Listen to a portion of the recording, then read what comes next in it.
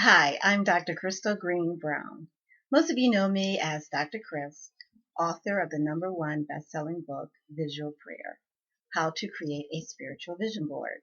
And most recently, I've launched an online course called Visual Prayer, a VIP Experience. When I think back to all of the spiritual vision board workshops that I've conducted over the years, if there was one thing that I could do differently, it would be to better prepare my participants. And one of the best ways is to have them to pray the night before that they actually create their spiritual vision board. I don't believe that a lot of people realize we can be co-creators of our life, co-creators and partners with God.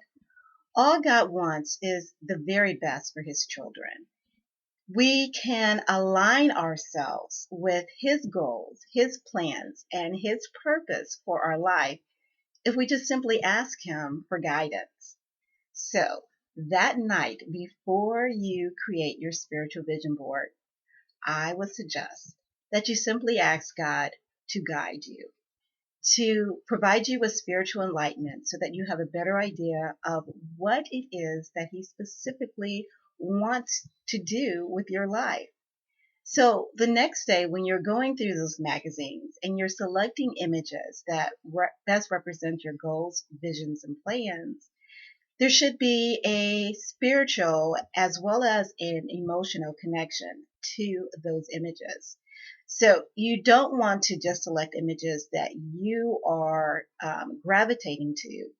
You want to select images that your spirit is resonating with, and your spirit is telling you this image is a representation of some of the things that God has as far as the plans and vision for your life. So now that a spiritual vision board process will not only have more meaning, but the likelihood of those things that you're asking, wishing, and praying for are more likely to come into fruition because they are in direct alignment with the things that God would have you to do.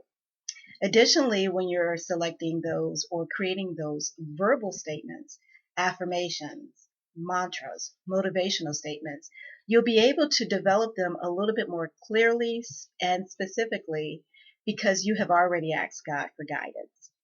And if I can just mention one more thing, don't just stop that night before you create your spiritual vision board process.